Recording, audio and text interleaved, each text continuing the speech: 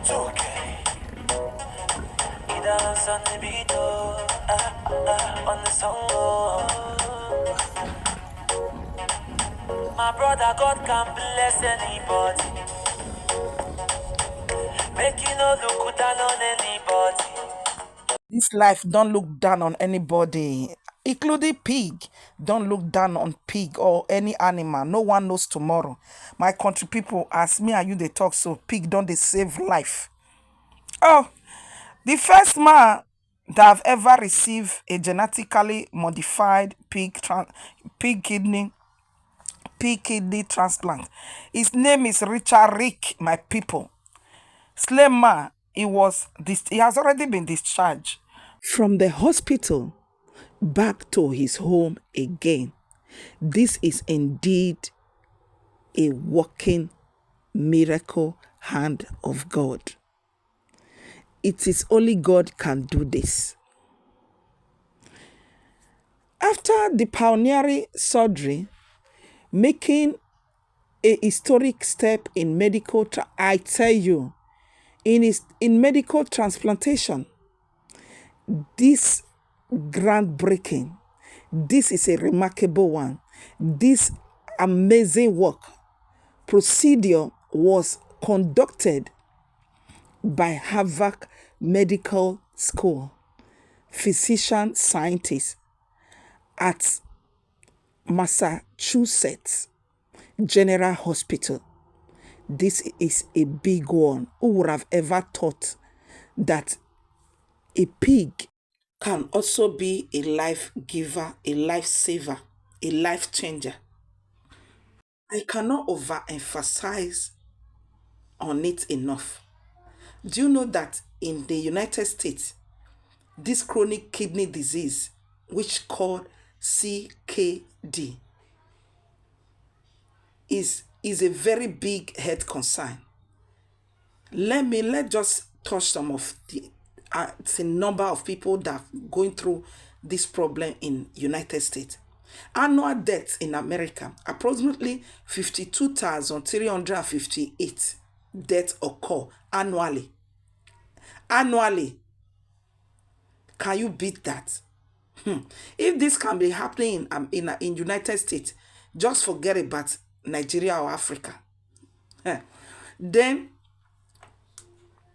prevalence of this kidney problem, this chronic kidney disease, more than 1 in 7 US adults, or an estimate of 37 million in America, are affected by CKD. So can you just continue to imagine how many people that is already affected in this. This is a country whereby systems are working. Compare how many people their kidneys are already affected in Nigeria that you didn't know. I, for once, my mother, she passed on due to this kidney problem. This is no matter a joke. This is it was a matter of life, a death sentence, if you don't know. This CKD. But now it's no longer a death sentence. Is this not a one? Is this not God? This God. Only God can do this. This is what only God can do. So when we are talking about the stage of kidney disease, which is called ESKD, nearly 880,000 people in US are living with ESKD, which is called end-stage kidney disease, with about 69% on dialysis and 31% with kidney transplant. Oh my God, this is just a welcome development. I'm really happy for lives. I'm really happy that scientists could be able to come up with results, with accurate and wonderful results like this. I will allow you to listen to a medical doctor from Lagos that confirm that this can be possible. So there's nothing to worry about. This can be possible for lives to be saved. Before now, people have gone through a lot because of this kidney disease. Do you know what people are actually going through? You don't know. If, as a matter of fact, in Nigeria, this dialysis we are talking about, how many people can afford it? For you to know that this is a really a welcome development for the whole world. This is a life changer. Thank God. Genetically modified pig kidney transplant patients discharged from hospital. The World Today starts now. Been discharged from hospital 2 weeks after the groundbreaking surgery.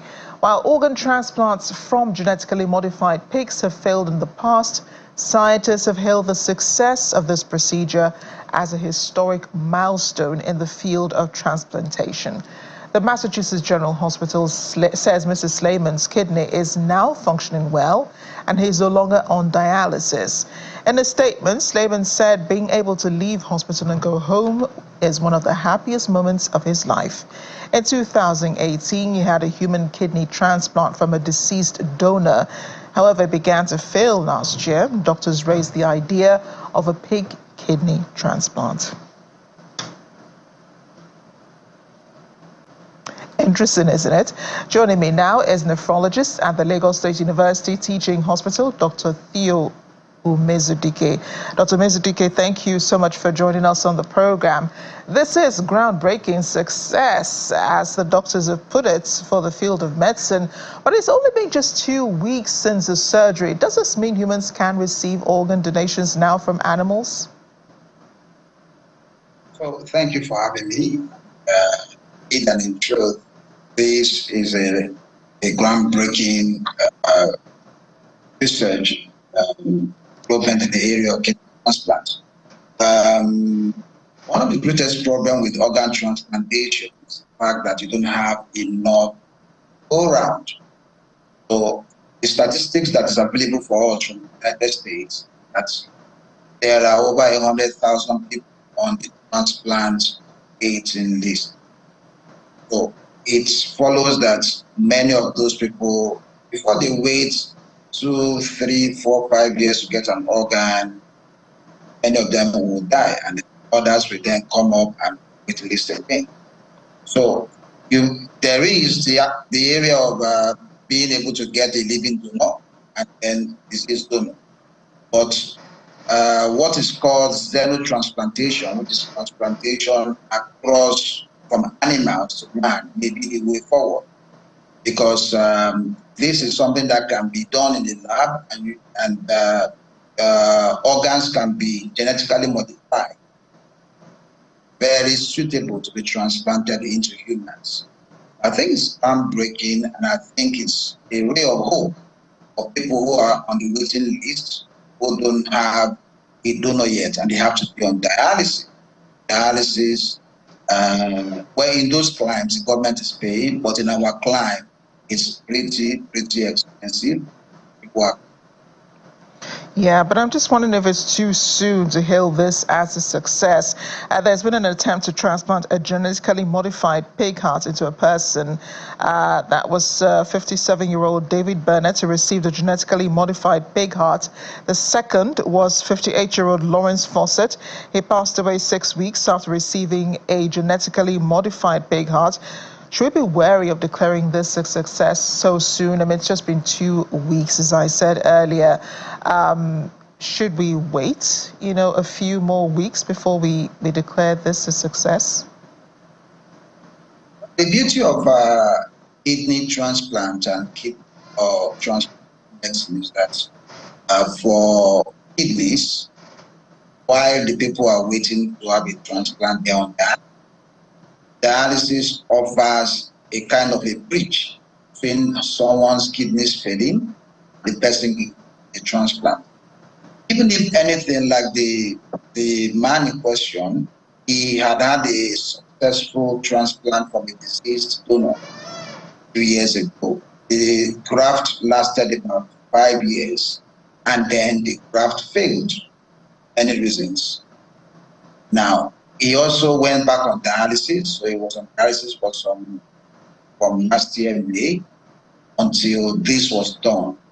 So he started having access issues. So through the access through which he was getting dialysis became very, very difficult for him to continue dialysis. So they had to find a way to get him an organ. Now, this is an experiment that's been going on for over 30 years. So it's just been translated into from bench to the bedside now. So it's taken years for this to be done. It's taken years for the company to come up with ability to be able to modify the gene of a pig, very similar to that of humans. And the reason for this is that the genetic makeup of pigs, that's to that of humans. For those people who know about insulin, insulin is a drug that was developed to help people that have diabetes. So until maybe in the recent 10, 15, 20 years, most of the insulin available came from insulin of pigs. And it was very compatible with human body.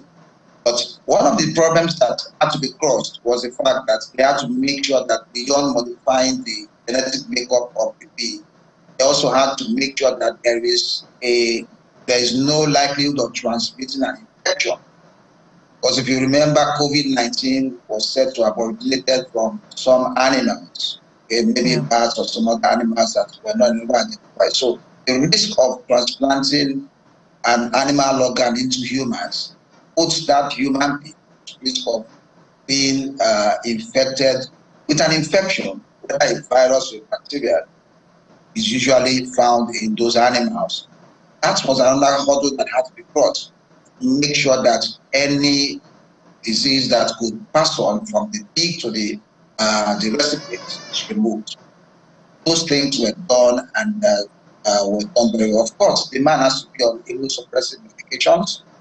Every other person who's received either a living kidney transplant or a disease, and so he has to be on immunosuppression for a lifetime. Make sure that his body does not reject the organ. Yeah, but I'm just wondering, Doctor, why pigs?